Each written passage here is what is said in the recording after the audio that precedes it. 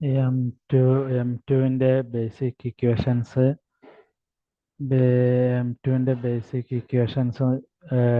Discuss ചെയ്യാൻ വേണ്ടിയാണ് നമ്മൾ ഈ പ്രോബ്ലം എടുത്തിട്ടുള്ളത്. ഇതിൽ ചില മാത്തമാറ്റിക് നിയമങ്ങൾ ഇക്വേഷൻസ് കാണാതെ പഠിക്കേണ്ടത് ആവശ്യമാണ്. ഉദാഹരണം സൈൻ സ്ക്വയർ എന്ന് പറഞ്ഞാൽ 1 - cos 2ωt/2 എന്ന റിസൾട്ട് കാണാതെ പഠിക്കുക. മൈനസ് സൈൻ ഒമേഗ ടി എന്ന് പറഞ്ഞാൽ cos omega t sine omega t -90 ആണ്. അല്ലെങ്കിൽ മൈനസ് കോസ് ഒമേഗ ടി എന്ന് പറഞ്ഞാൽ സൈൻ ഒമേഗ ടി -π/2 ആണ്. മൈനസ് ഇല്ലാതെ കോസ് ഒമേഗ ടി എന്ന് പറഞ്ഞാൽ സൈൻ ഒമേഗ ടി +π/2 +π/2 ആണ്. സൈൻ 2 ഒമേഗ ടി എന്ന് പറഞ്ഞാൽ 2 sine omega t cos omega t ആണ്. Sine omega t into cos omega t എന്ന് പറഞ്ഞാൽ സൈൻ ഒമേഗ ടി/2 ആണ്. പ്യുവർ റെസിസ്റ്റീവ് അലോങ് സർക്യൂട്ട് ആണെങ്കിൽ IM എന്ന് പറഞ്ഞാൽ VM/R ആണ്. ആ സമയത്ത് ഫേസർ ഡയഗ്രാം എന്ന് പറഞ്ഞാൽ IN അതേ ഫേസിൽ തന്നെയാണ് VR ഉണ്ടാവുക. അടുത്തത് അതായത് alternating voltage and current in phase with each other ആണ്. അതേപോലെ പ്യുവർ ഇൻഡക്റ്റീവ് അലോങ് കപ്പാസിറ്റർ ആണെങ്കിൽ IM എന്ന് പറഞ്ഞാൽ മാക്സിമം വാല്യൂ എന്ന് പറഞ്ഞാൽ VM/ωL ആണ്.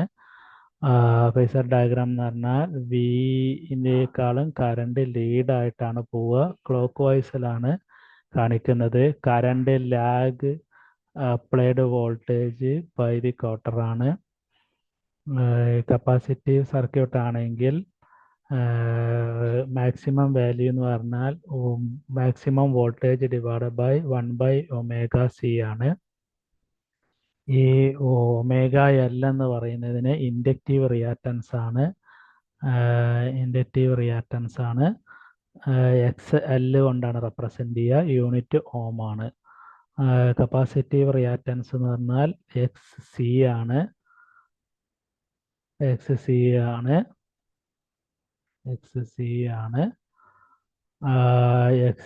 എന്ന് പറയുന്നത് XC എന്ന് പറഞ്ഞത് 1/2πfc ആണ്. 1/2πfc ആണ്. വോൾട്ടേജും കറണ്ടും തമ്മിലുള്ള റിലേഷൻഷിപ്പ് എന്ന് പറയുന്നത് വോൾട്ടേജ് കറണ്ടാണ് ലീഡ് ചെയ്യുന്നത്. വോൾട്ടേജ് പിറകിൽ വരികയുള്ളൂ.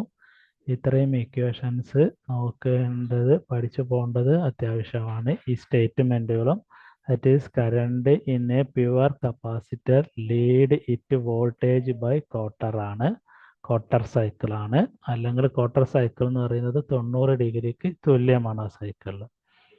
അടുത്തത് V = VM sin ωt, I = IM sin ωt ആണ്. ഒരു റെസിസ്റ്ററിലൂടെ കടത്തിവിടുന്നതെങ്കിൽ I എന്ന് പറഞ്ഞാൽ IM sin ωt തന്നെ ആയിരിക്കും. ഇൻസ്റ്റന്റേനിയസ് പവർ എന്ന് പറഞ്ഞാൽ V × I ആണ്.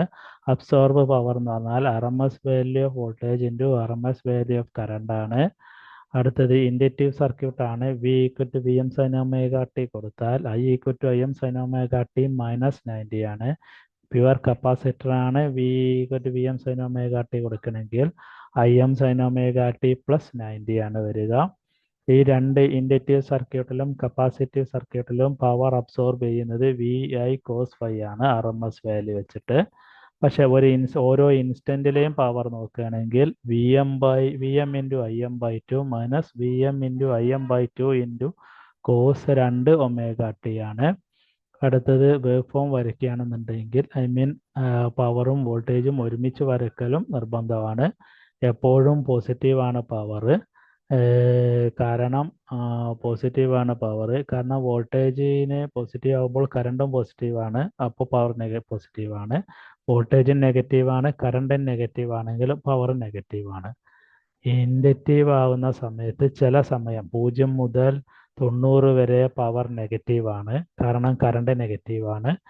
90 മുതൽ അല്ലെങ്കിൽ π/2 മുതൽ 2π വരെ പവർ പോസിറ്റീവാണ്. ഇത് വരയ്ക്കാൻ, അതായത് വോൾട്ടേജ്, കറണ്ട്, പവർ എല്ലാം ടൈം ഡയഗ്രത്തിലെ ടൈം ആക്സിസിൽ വരയ്ക്കാനായിട്ട് ചോദിക്കാവുന്നതാണ്. ഇപ്പം കപ്പാസിറ്റീവ് സർക്യൂട്ട് ആണെങ്കിൽ, പ്യുവർ കപ്പാസിറ്റീവ് സർക്യൂട്ട് ആണെങ്കിൽ 0 മുതൽ പൈ വരെ പവർ പോസിറ്റീവ് ആണ്. ഇൻഡക്റ്റീവ് സർക്യൂട്ട് ആണെങ്കിൽ അതേസമയം പവർ നെഗറ്റീവ് ആണ്. അത് മനസ്സിലാക്കുന്നത് വോൾട്ടേജ് ആണോ കറണ്ട് ആണോ, വോൾട്ടേജും കറണ്ടും പോസിറ്റീവ് ആണോ, ഏതെങ്കിലും നെഗറ്റീവ് ആവുന്നുണ്ടോ എന്നുള്ളതാണ്. -π/2 ആവുമ്പോൾ 0 മുതൽ 90 വരെ കറണ്ട് നെഗറ്റീവ് ആയിരിക്കും എന്ന കാര്യം ഇതിൽ നിന്ന് വ്യക്തമായി മനസ്സിലാവും എന്നതുകൊണ്ടാണ് ഇത്തരം വേവ് ഫോമുകൾ അല്ലെങ്കിൽ എന്താണ് പറയുക സർക്യൂട്ട് ഇത് വരയ്ക്കാനായിട്ട് ആവശ്യപ്പെടുന്നത്. Thank you for watching this video.